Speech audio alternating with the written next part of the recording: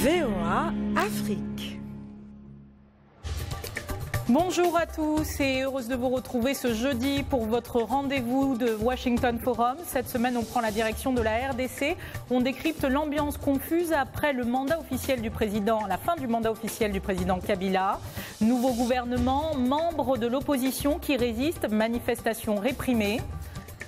Quelle est réellement la situation sur les manifestations meurtrières à Kinshasa, à Lubumbashi et ailleurs dans le pays?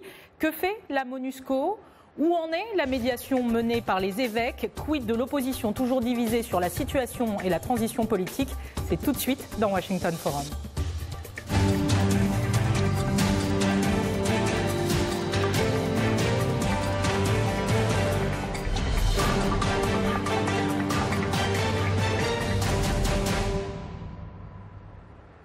La journée de lundi avait été calme, mais après 4 jours de manifestations, la police congolaise a indiqué que les violences avaient fait 31 morts sur l'ensemble du territoire. Plus de 270 inciviques auraient été par ailleurs interpellés. Le film de cette semaine particulière avec notre envoyé spécial à Kinshasa, Émilie Yob.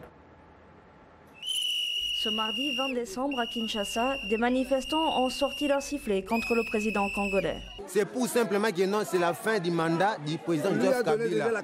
Donc c'est la fin du match, donc c'est la fin du pouvoir de M. Kabila. Plus tôt, le leader de l'opposition Étienne Tshisekedi avait appelé les Congolais à manifester pacifiquement contre l'accord politique signé en octobre dernier entre le parti au pouvoir et une frange de l'opposition.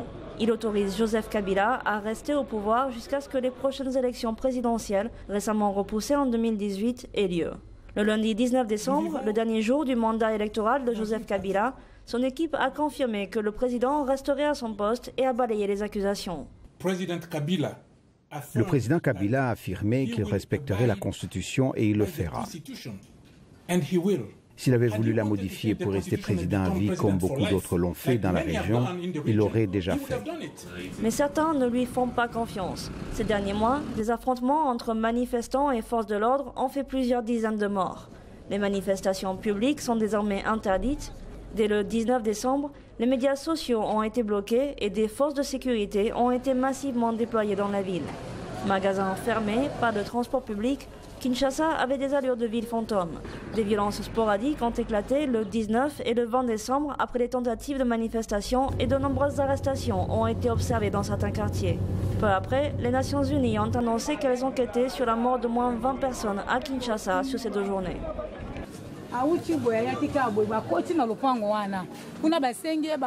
Un soldat est venu de cette parcelle là-bas. Les gens lui ont plusieurs fois demandé de ne pas tirer. Et il est arrivé ici et il a tiré par là, en direction de ma sœur qui était assise là-bas, avec un pain dans la main et l'enfant à côté. La capitale congolaise est connue pour être majoritairement acquise à l'opposition, mais Kabila possède néanmoins des soutiens.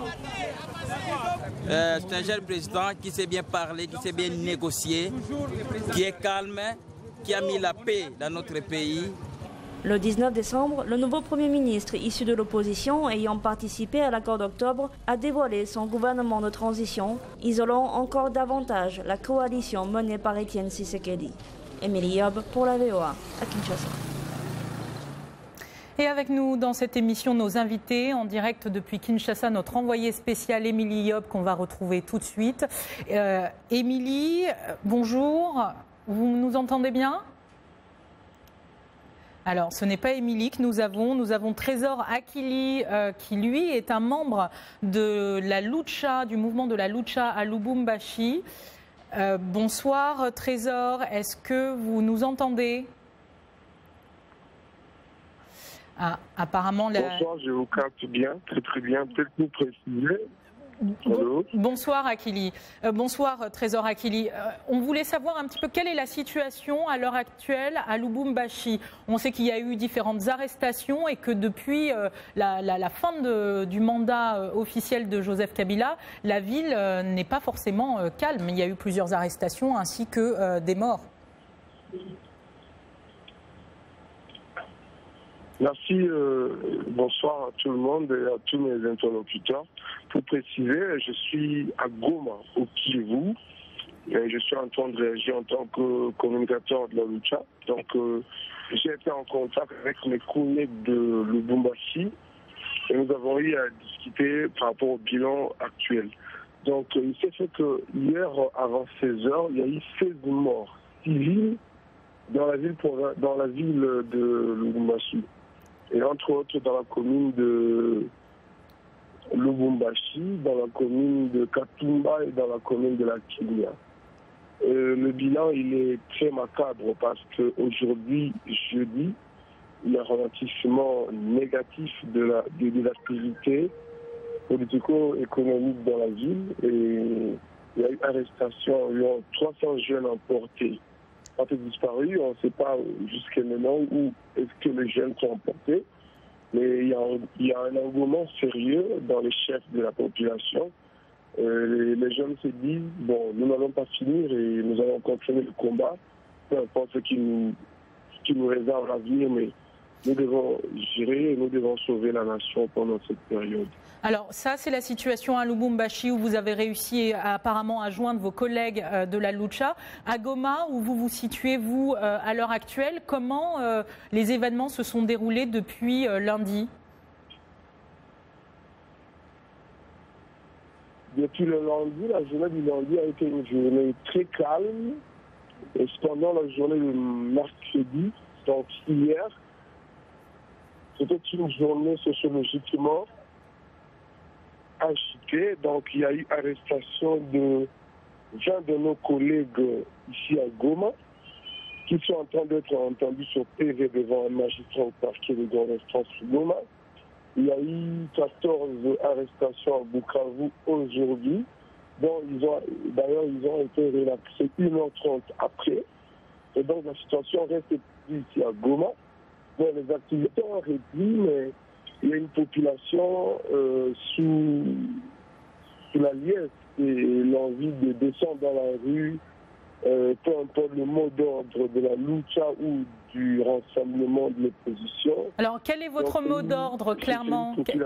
Quel est votre mot d'ordre à vous, les activistes de la lucha ? Quel est votre mot d'ordre, justement ? Notre mot d'ordre est signifié dans ce sens que nous faisons confiance à la démarche que l'activité ou l'initiative des évêques dans la Seine-Côte. Mais comme on l'a dit il n'y a pas longtemps, oui à un compromis, mais non à une compromission à la Constitution de la République, à qui il sent la perte de vie de certains des jeunes Congolais des vieux. Donc c'est dans ce sens que nous sommes en train de dire, nous faisons confiance aux évêques, mais nous ne voulons pas que les évêques s'inscrivent dans la logique de la violation de la Constitution, l'étouffement et même le sacrifice ou le suicide même de l'avenir de toute une nation. Donc nous appelons les évêques à plus de conscience. Nous ne voulons pas que les événements de la conférence souveraine se répètent dans la République, sinon c'est ça, deux événements malheureux, et que l'opinion n'a plus confiance aux évêques qui sont appelés à être des pasteurs de la nation. Effectivement. Donc nous appelons les évêques à plus de maturité, effectivement, à plus de responsabilité politique en vue de sortir le pays du chaos. Merci beaucoup en tout cas pour ce témoignage à la fois de vos collègues de la Lucha à Lubumbashi ainsi que pour votre témoignage depuis Goma dans l'est de la RDC. Merci Trésor Akili. On va tout de suite prendre la direction maintenant de Kinshasa où on va retrouver Émilie Yob. Émilie Yob, vous êtes notre envoyée spéciale sur place. Bonsoir Émilie. Bonsoir Katina. Alors, quelle est l'évolution de la situation sur place aujourd'hui ? On sait qu'il y a eu 4 jours qui se sont écoulés, il y a eu des violences meurtrières. Où en est-on à l'heure actuelle ? Alors effectivement, les 3 derniers jours, de lundi à mercredi, l'activité à Kinshasa a été très très ralentie avec beaucoup de magasins fermés et les gens qui sont majoritairement restés chez eux, qui ne sont pas allés travailler. Il y avait peu de transports en commun. Aujourd'hui, ce qu'on observe, c'est un retour progressif de l'activité. Les gens ressortent dans les rues, les gens circulent, les magasins ont rouvert, beaucoup en tout cas. Donc l'activité reprend peu à peu. Et quel est l'état d'esprit des gens ? Oui. Et quel est l'état d'esprit des gens ? Les gens, en fait, je pense, attendent ce que le dialogue va donner, le dialogue avec la Cinco, et voir un peu si les partis politiques pourront arriver à faire un compromis. Mais en tout cas, et certains, oui, c'est un peu l'idée, c'est voir un peu ce qui va sortir du dialogue. Alors, on sait que ces 3-4 derniers jours, il y a eu plusieurs répressions violentes des différentes manifestations un peu partout dans les grandes villes du pays. L'ONU a parlé d'une enquête ouverte sur les arrestations. On parle de différents bilans des victimes. À la fois, le gouvernement avance le sien, les ONG en avancent un autre, l'ONU donne un autre bilan. Est-ce qu'on en sait un peu plus aujourd'hui à Kinshasa ? Pas vraiment. Effectivement, vous avez bien dit que les nombres diffèrent vraiment selon les organisations. Les enquêtes sont encore en cours. Il y a encore des arrestations qui sont aussi qui sont encore faites aujourd'hui à Kinshasa. Donc les chiffres sont provisoires, les enquêtes sont toujours en cours pour confirmer ces chiffres. Merci beaucoup, Émilie Yob. Vous êtes, je rappelle, notre envoyée spéciale sur place. Et nous allons tout de suite retrouver notre invité en plateau, Alexis Ariev. Alexis Ariev, vous êtes chercheur pour le département Afrique du Congrès, ici. Vous êtes basé à Washington. Alors, comment est-ce que vous avez observé cette semaine, en fait, tout le monde attendait la date fatidique du 19 décembre en se disant qu'est-ce qui va se passer? On savait déjà qu'il ne quitterait pas le pouvoir puisqu'il y avait eu ces négociations, ces accords au préalable. Est-ce que vous vous attendiez, vous, observatrice, à cette vague de violence à laquelle on a assisté? Merci Tatiana. Donc d'abord, je dois signaler que je ne parle pas au nom du service de recherche du Congrès, là où je travaille, mais je parle seulement en capacité personnelle. Mais en tout cas, pour cette semaine à Kinshasa et ailleurs en RDC, je pense qu'on s'attendait tous à quelque chose, mais on ne savait pas exactement ce à quoi ça allait ressembler. Donc tout le monde s'attendait un peu à des manifestations. Bien sûr, l'opposition, les groupes de société civile avaient appelé à manifester. En même temps, je pense qu'on ignorait peut-être la possibilité de ce qu'on a vu cette semaine, c'est-à-dire des manifestations à assez petite échelle par rapport à ce qu'on a vu par le passé, même cette année et surtout en janvier 2015 où on a vu des manifestations de beaucoup plus grande ampleur. Vous voulez dire que là, justement, la contestation est beaucoup moins importante peut-être? C'est dû à quoi? Je pense qu'il y a plusieurs facteurs en fait. Ce n'est pas pour dire... Comme l'a dit un conseiller au président cette semaine, que le peuple congolais, en fait, n'essaye pas de mettre la pression sur le président Kabila. Je pense que c'est un peu plus nuancé et un peu plus subtil. D'abord, il y a la considération qu'il y a eu une grande répression contre les manifestants à chaque reprise, cette année et l'année passée. Il y a eu une fermeture de l'espace possible pour manifester, pour exprimer des critiques vis-à-vis du gouvernement. Donc d'abord, les gens ont peur, beaucoup ont été arrêtés, beaucoup d'autres ont subi des violences et des agressions. Justement, je me permets de rappeler que notamment l'ONG Human Rights Watch a affirmé aujourd'hui avoir documenté le décès de 34 personnes dans les violences de ces derniers jours. Et l'ONU, elle, a avancé un bilan provisoire de 19 morts. Ne serait-ce que pour Kinshasa. Donc, exact. Aujourd'hui, on sent une certaine confusion quand même. Donc, justement, je pense que on aurait pu s'attendre à ce que les manifestants peut-être auraient un peu peur de manifester, même s'il y a un fort sentiment de critique vis-à-vis du gouvernement. Deuxième facteur, il y a aussi ce dialogue de la Cinco. Donc peut-être on pourrait penser que peut-être certains manifestants vont essayer de donner un peu d'espace à la conférence catholique des évêques pour essayer d'atteindre un nouvel accord politique. Alors vous parliez tout à l'heure de cette contestation qui a une ampleur différente étant donné que peut-être que c'est dû aux contestations qui avaient été réprimées plus durement déjà par le passé. Étienne Tshisekedi, qui est l'opposant historique de l'UDPS, a appelé très vite à des manifestations pacifiques dans le calme. Le nouveau gouvernement qui s'est mis en place dès le lundi a également appelé au calme.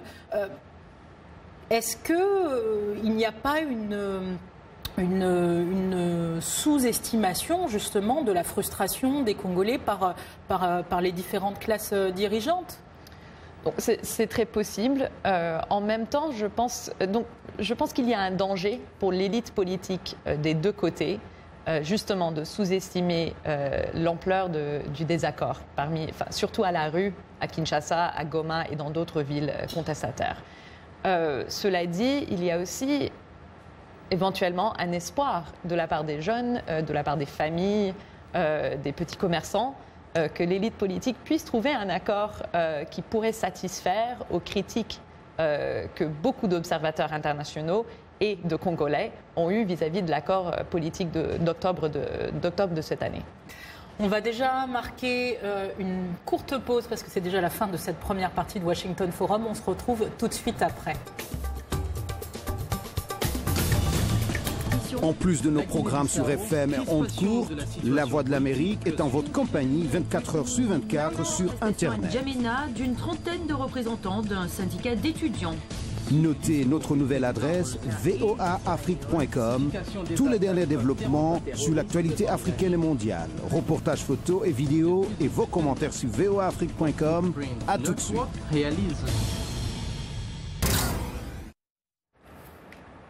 De retour dans ce Washington Forum consacré à la République démocratique du Congo, toujours sous tension. Le dialogue entre une frange de l'opposition et le pouvoir mené par les évêques était toujours en cours. Toujours avec nous dans cette émission, nos invités. On a avec nous Alexis Arief. Alors Alexis, j'aimerais qu'on revienne ensemble sur le rôle de la communauté internationale. Est-ce qu'elle doit intervenir, oui ou non? Est-ce que les sanctions, par exemple, qui ont été prises par l'Allemagne doivent être répétées par d'autres pays? Quand on voit les commentaires Facebook de nos auditeurs et de nos téléspectateurs, ils reviennent souvent sur « mais que fait la communauté internationale pour la RDC ?» Est-ce qu'aujourd'hui on doit s'ingérer? Est-ce que la communauté internationale a un mot à dire, a un droit de regard sur ce qui se passe en RDC? Donc c'est une question complexe, surtout vis-à-vis de l'histoire du Congo et de la RDC et la sensibilité qu'il y a vis-à-vis du rôle de la communauté internationale. Je pense que tout d'abord, les pays donateurs, les États-Unis, l'Europe, trouvent qu'ils ont un rôle quand même dans le processus politique en RDC, puisqu'ils ont investi tellement d'aide financière et de soutien pour la MONUSCO, par exemple, en investissant, en espérant voir une RDC plus stable, plus en sécurité et en mesure de fournir une meilleure prospérité pour les habitants.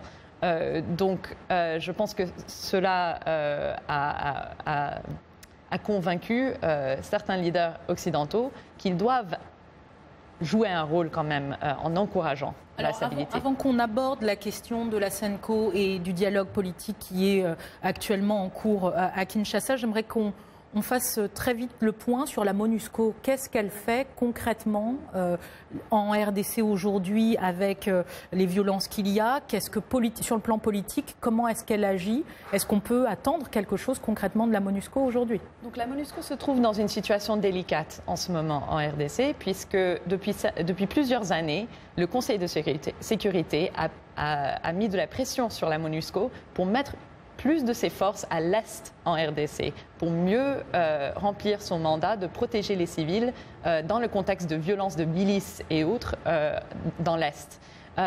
Donc, depuis juste quelques mois, ils ont dû redéployer certaines forces, mais pas une très grande quantité, sur Kinshasa, justement pour essayer de se déployer sur les rues de Kinshasa pour prévenir un peu des violences qu'on aurait pu attendre voir. En tout cas, ils essayent de mettre en place au moins un cordon sécuritaire à Kinshasa, mais peut-être que ça ne suffira pas. On rappelle que c'est une mégalopole, l'une des plus grandes sur le continent. Tout à fait. J'aimerais qu'on écoute l'abbé Donatien Ncholé, qui est le secrétaire général de la SENCO. Je vous rappelle les évêques sont en train de rencontrer toute la frange politique de l'opposition qui a accepté de venir au dialogue, ainsi que le pouvoir en place à Kinshasa.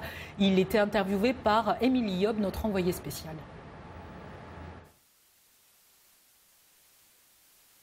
Les formules qu'il faut pour affirmer le principe de l'alternance, les compromis qu'il faut avoir pour la gestion de l'État, de la République pendant le temps qui sépare la fin du mandat et les élections. On est en train de chercher un compromis sur les dates, le calendrier électoral. On est en train de chercher un compromis sur le format donné à l'accord qu'on aura trouvé. Voilà.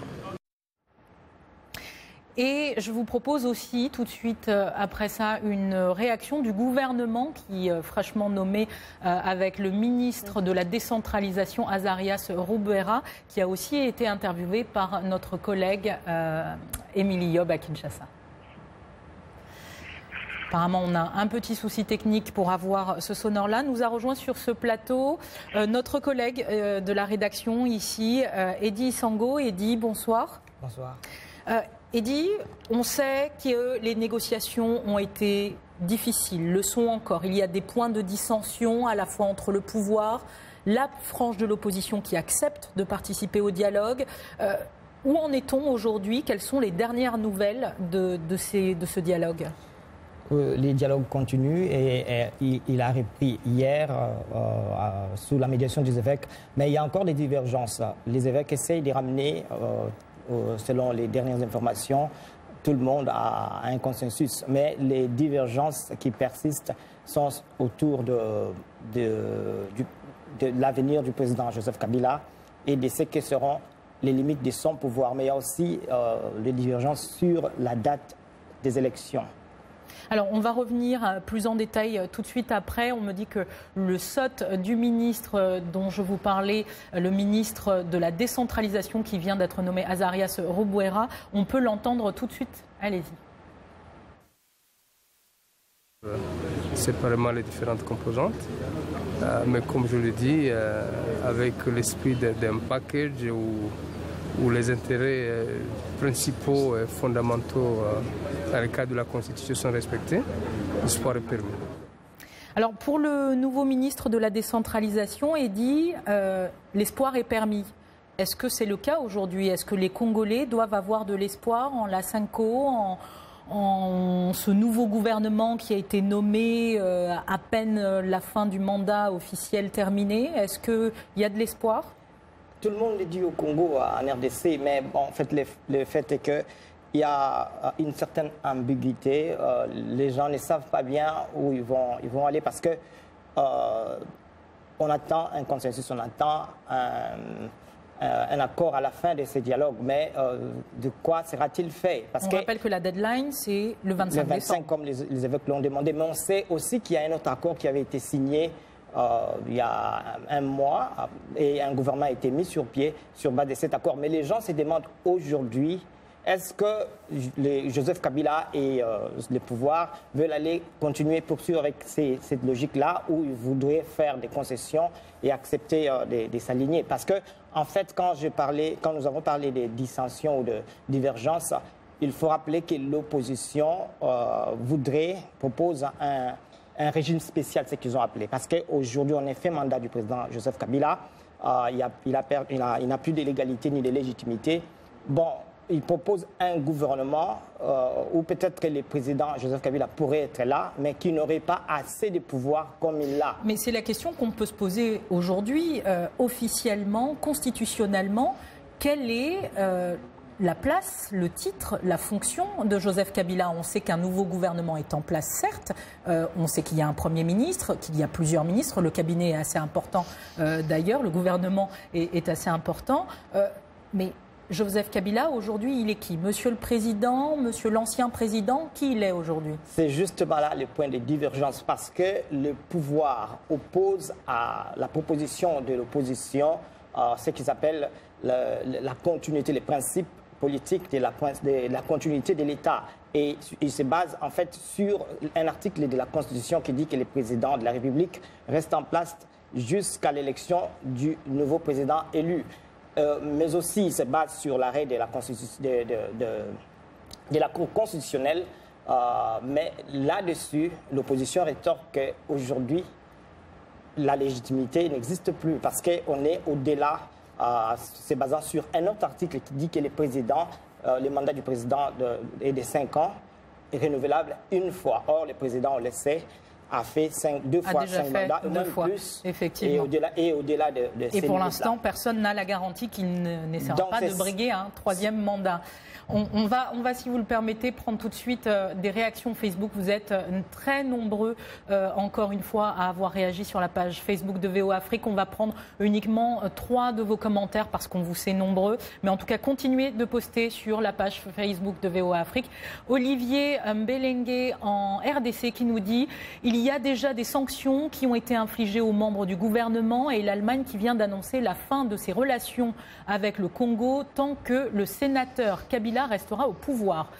Il y a aussi Nelito Tepean en Angola qui nous dit l'Église catholique donne toujours le temps à Joseph Kabila pour se maintenir au pouvoir.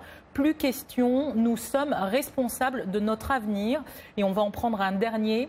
JP Louz au Congo qui nous dit l'Église catholique ne peut pas apporter la solution à cette crise car l'histoire démontre qu'elle est toujours unie à l'État. Alexis, je vais me diriger vers vous. Le fait que ce soit l'Église catholique qui mène cette médiation, ce n'est pas la société civile, ce n'est pas un autre acteur, est-ce que ça peut justement faire la différence ? Donc je pense que jusqu'à présent, les observateurs croient que l'Église catholique est parmi les seuls acteurs capables de mener une telle négociation pour cause de sa popularité dans les milieux ruraux, pour cause de sa crédibilité en tant que critique souvent du président Kabila. En même temps, je pense qu'on revient à cette question que vous avez posée tout à l'heure, c'est est-ce que les acteurs politiques, et y inclus l'Église, peuvent être en position de sous-estimer en fait le niveau de colère dans la rue de Kinshasa. Et je trouve que ces commentaires qu'on a vus juste là nous mènent à poser cette question. Est-ce qu'une contestation populaire est dit? Est-ce qu'aujourd'hui c'est ça qui peut faire basculer le Congo ou est-ce qu'il y a une vraie solution politique quand on voit le blocage qu'il y a eu ces dernières années? L'histoire récente démontre cela, même si cela ne s'est pas passé au Congo, à Kinshasa, au Burkina et ailleurs. Bon, maintenant, la situation n'est pas exactement la même pour le Congo. Évidemment. Il y a des gens qui voudraient qu'on arrive à ce point-là parce qu'ils ont peur. Voilà. Le problème qui se pose au Congo, c'est l'ambiguïté de la position du président Joseph Kabila. Quand il dit que je vais respecter la Constitution, quand il dit que la Constitution a déjà réglé mon sort, on peut l'interpréter de toutes les façons. On peut dire qu'il voudrait à la fin partir. On peut aussi dire qu'il restera là tant qu'il n'y aura pas d'élection. Et comme les opposants l'accusent, il ne voudrait pas organiser d'élection. Il restera là sempiternellement. Mais on ne peut pas assister à un pouvoir parallèle, c'est-à-dire une opposition qui décrète qu'elle crée son propre gouvernement d'un côté. On ne va pas assister à un scénario. Il y a déjà des tentatives comme ça. Bon, en fait, l'opposition en RDC n'est pas une, même s'il y a une grande partie de l'opposition qui s'est réunie autour du rassemblement et du Front pour le respect de la Constitution. Mais il y a aussi, par exemple, les CCT, la coalition des Congolais pour la transition, qui, lui, a déjà constitué un gouvernement. Il y en a d'autres aussi. Mais en fait, le problème, c'est l'effectivité du pouvoir, puisque ceux qui le disent ne peuvent pas diriger au Congo le gouvernement, à l'armée, à la police. Et En tout cas, merci beaucoup. C'est un dossier très important qu'on va continuer de suivre évidemment sur VOA Afrique. Merci à tous nos invités. C'est déjà la fin de cette émission. Merci à vous pour votre fidélité. Un clin d'œil à toute l'équipe technique pour sa réalisation et à la semaine prochaine.